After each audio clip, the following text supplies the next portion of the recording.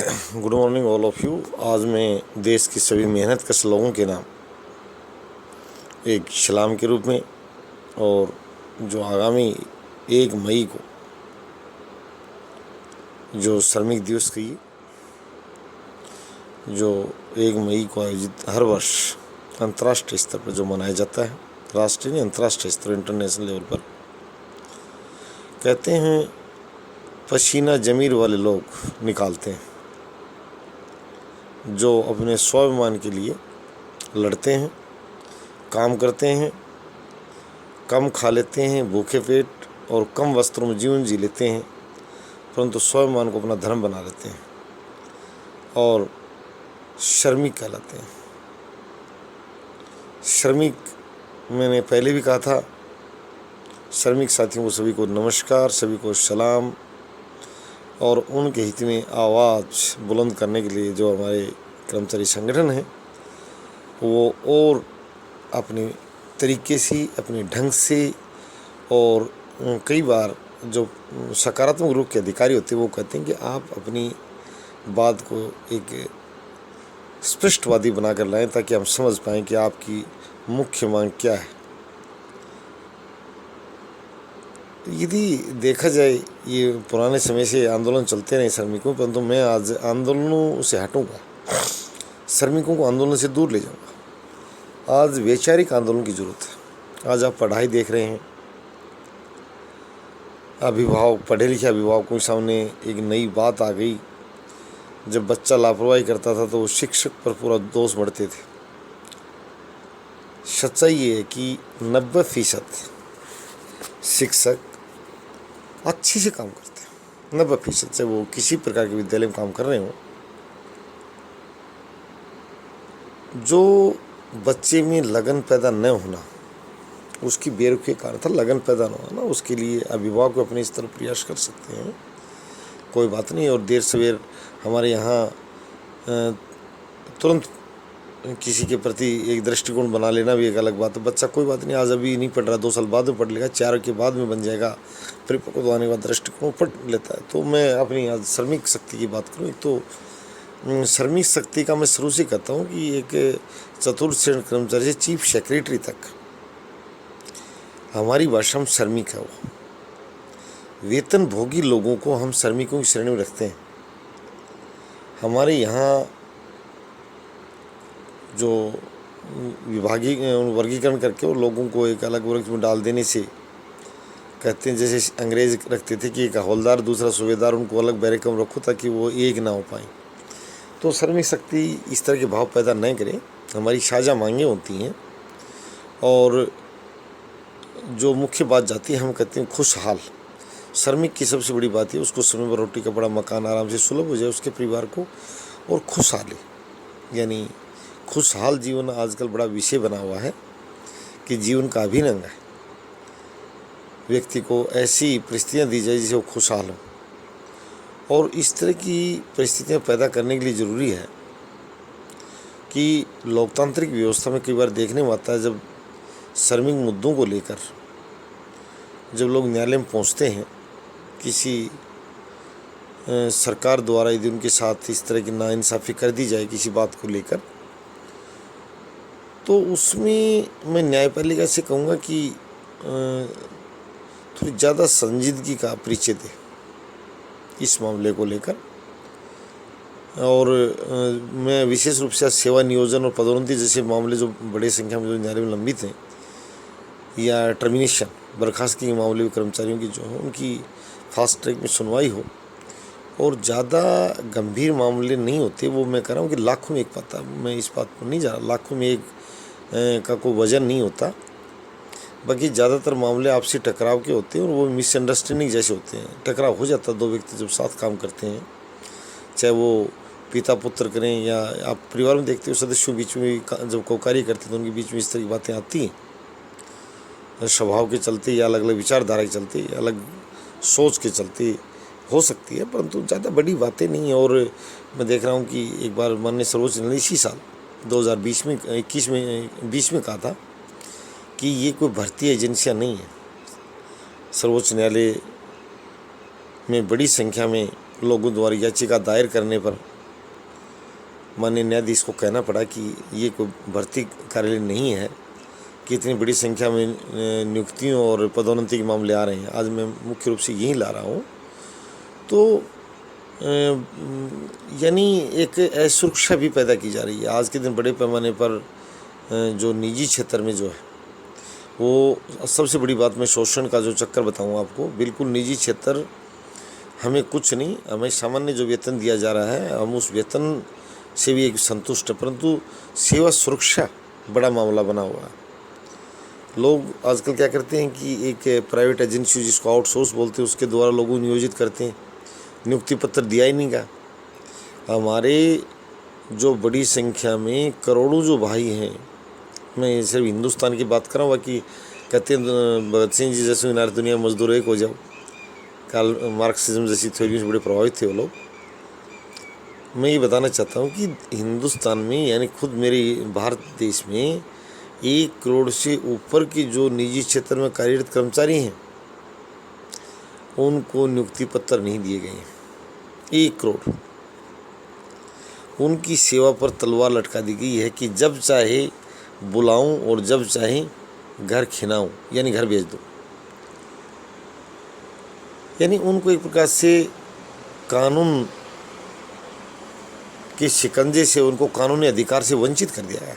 जहाँ तक मैं कहना चाहता हूँ जो मुख्य बात यह है, जैसे जैसे निजी विद्यालय हों, अस्पताल हों, कोई भी संगठन हो, मेरा एक क्षेत्र की बात नहीं है, मैं कह रहा हूँ उनको नियुक्ति पत्र दिए जाएँ, उनका वेतन सुस्पष्ट रूप से परिभाषित हो कि भाई अमुक व्यक्ति को इतना वेतन मिलेगा। वेतन के मामले में भी हमारे यहाँ कानून है कि भाई न्यूनतम वेतन ये होगा।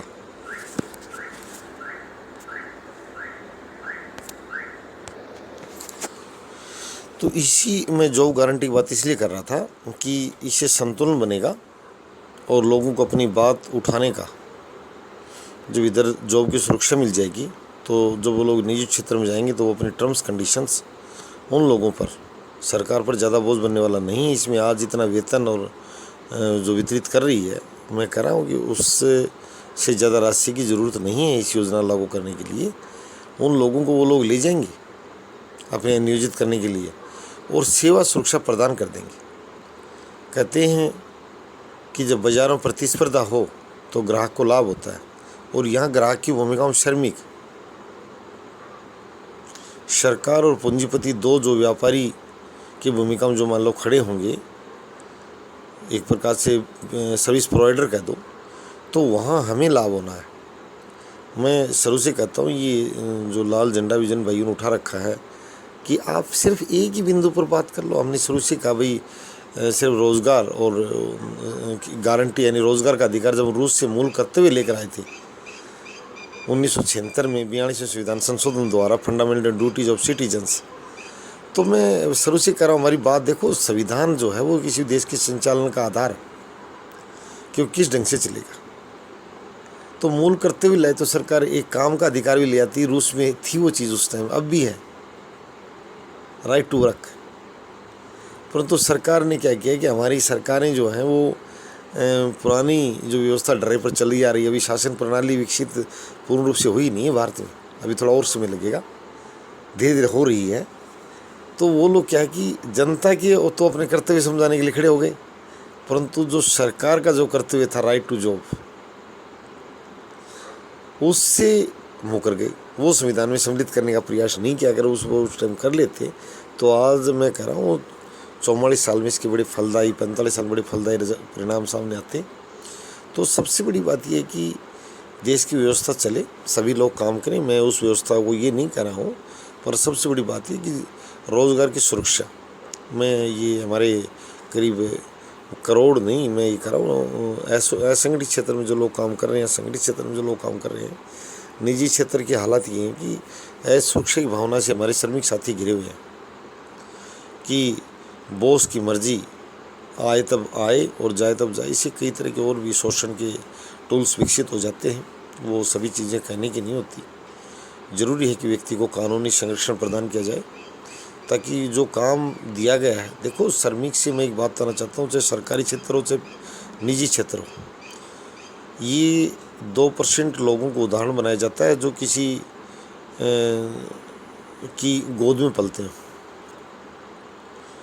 जो शक्ति से जो युक्त लोग हैं, किसी राजनेता के, किसी अधिकारी के की गोद में पलने वाले जो कर्मचारी और जो अधिकारी, मैं उसको श्रमिक शक्ति बोलूँगा, हमारी जो मतलब वर्कफोर्स जो है, वर्कफोर्स आज के दिन थोड़ा नाम सुधार की बोल दिया जाए, सभी लोग वर्कफोर्स का हिस्सा हैं। तो उसमें जो 2-4% लोगों को उदाहरण दिए जाते हैं कि वो अमुक संस्थान में देरी से पहुंचता, वो काम नहीं करता, वो ये नहीं करता, वो आदेश नहीं मानता, इन लोगों की संख्या ज़्यादा नहीं होती और ये लोग तैयार किए जाते हैं। मैं ये आज भी बता देना चाहता हूँ कि आज किसी भी स्तर पर आप जांच कर लीजिए, वर्कफोर्स से काम लिया ही जा रहा है। हमारे यहाँ अंग्रेज़ भाइयों ने इतना सुंदर कानून बना दिया था हमारे लिए, तो इनको ज़्यादा चिंतित होने की ज़रूरत नहीं है। मैं तुमको लज्जे बता रहा हूँ, और बाद में माननीय न्यायालय ने मोहर लगा दी कि यू कैन नॉट डिसओबे और disorder order of your boss, you can terminate.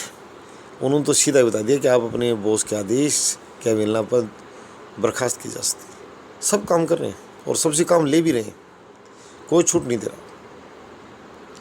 और यदि कोई आदमी थोड़ी सी कोताही बरते तो लोग आईना में शीशा तुरंत दिखा देते हैं कि नहीं, ये आपका राइट नहीं है, आप ऐसा करें, और ये आपका राइट नहीं है कि आप ऐसा नहीं करें। तो हम लोगों से काम लिया जा रहा है, बराबर लिया जा रहा है, सभी संस्थानों में लिया जा रहा है। वो जनता को अगर सेवा में कहीं कमी नज़र आ रही तो वो लोग कौन है वो देख लो आप। भैया हम आपसे हाथ प्रार्थना करते हैं, हमारे कर्मचारी साथियों का, हमारे वर्कफोर्स का मनोबल बढ़ाइए। हम आपकी सेवा के लिए तत्पर हैं, हम काम करते हैं समय पर ड्यूटी पहुंचकर और पब्लिक की जन सेवा बराबर कर रहे हैं हमारे कर्मचारी साथी, ऐसी कोई दोहराई बात नहीं है। आप जो अपवाद करते हो कि अमुक व्यक्ति हमें यहाँ नहीं मिलता, अमुक व्यक्ति वहाँ नहीं मिलता, वो उस व्यक्ति को उदाहरण बनाकर हमें 98% जो जनता है, जो नियमित रूप से और बहुत अच्छे ढंग से हर स्तर पर जो कार्य कर रहे हैं, प्लीज़ हमारी मेहनत को निष्फल मत बनाओ। और कोई कमी है तो हमें सादर विनय बिल्कुल सौहार्द के साथ हमें बताइए। कर्मचारी और वर्कफोर्स एक दूसरे के मित्र हैं, साथ हैं, हम आपका साथ देंगे, ऐसी कोई बात नहीं है। इस तरह बातें, पर वो 2% जो लोग हैं, उन लोगों को अभी आप पहचान नहीं पाए। व्यवस्था को उन लोगों ने ख़राब कर रखा, हमारी वर्कफोर्स की छवि ख़राब कर रखी है। और बाकी मैं बता दूँ, वर्कफोर्स पूरी तन्मयता के साथ काम करती है और काम उनसे ले भी लेते हैं लोग। जो सुपरवाइजरी बॉडी छोड़ रखी है ना, वो कहीं कोताही नहीं बरतते।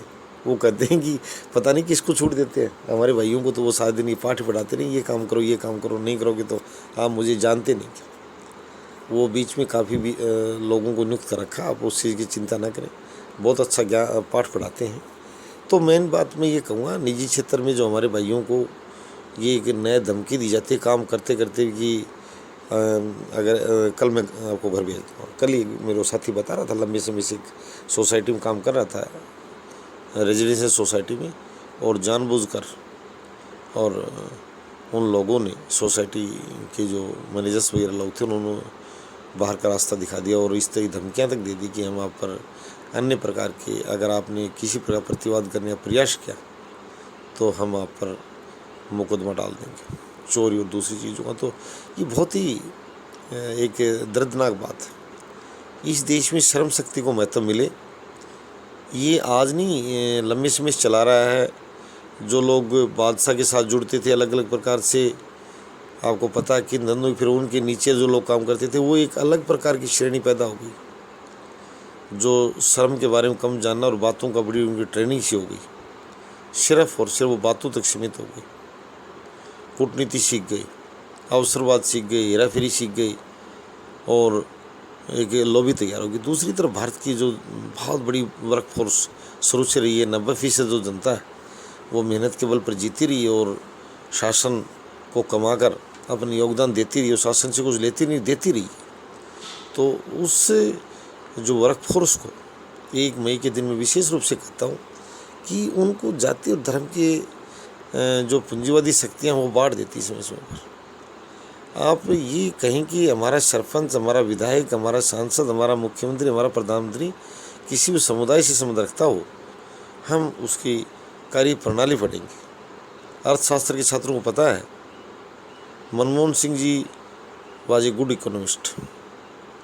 तो उस व्यक्ति को एक वित्त मंत्री के रूप में जब कार्य किया, प्रधानमंत्री के रूप में, तो क्या पता इतनी सराहना मिली और नहीं मिली हो, परंतु हालांकि हमारे कुछ उदारीकरण पर हम लोगों का और उसकी नीति से विरोध हुआ था, मैं ये नहीं कर रहा हूँ, और हमने सड़कों पर उसका भी विरोध किया है। निजीकरण में हमारे लोगों को जब भेंट चढ़ाया गया तो, पर काफ़ी हद तक जानकारी थी। निजीकरण उसकी उदारीकरण के नाम पर ठीक है, कुछ खामियां थी, मैं ये नहीं कह रहा हूँ कि उसका कोई धार्मिक कार्य था, पवित्र कार्य था, परंतु उसको विषय की नॉलेज थी, जो बताना चाहता हूँ। तो ये जो कानून मंत्री महोदय या श्रम मंत्रालय के जो लोग हैं, ये इतना मेरा इनसे पुरजोर प्रार्थना है कि ये आज लोकतांत्रिक व्यवस्था है और मानवीय चेहरा, श्रमिकों को रोज़गार की सुरक्षा प्रदान करें और रोज़गार का अधिकार लागू करें। हम शुरू से करें, हमारी प्रमुख मांग है रोज़गार का अधिकार, और रोज़गार का अधिकार आने के बाद में निजी क्षेत्र से हम लगवा लेंगे वो चीज़, फिर उसमें आपको कानून अलग से बनाने की ज़रूरत नहीं है। एक बार रोज़गार का अधिकार, रोज़गार दिवस के दिन हमारा प्रमुख मुद्दा रहेगा, और 1 मई के दिन सभी जो वर्कफोर्स जितनी भी है वो जॉब अपॉर्चुनिटी, जॉब राइट के लिए संगठित हो, विचारधारा एक बनाए। मैं कह रहा हूँ कि ये आपके जीवन में बदलाव लाने का और राष्ट्र के जीवन में बदलाव लाने का, राष्ट्र में शक्ति लाने का और राष्ट्र के उत्पादन को बढ़ाने का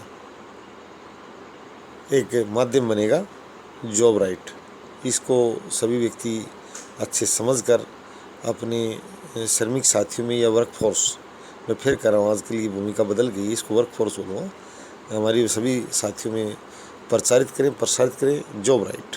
और अपनी छवि, आज मैं वर्कफोर्स ये भी कहूँगा, किसी एक आध व्यक्ति की बदौलत अलग बात है, उस भाई को समझाएं और अपनी छवि जनता में उज्जवल बनाएं, क्योंकि जनता आज के दिन सर्वोपरि है।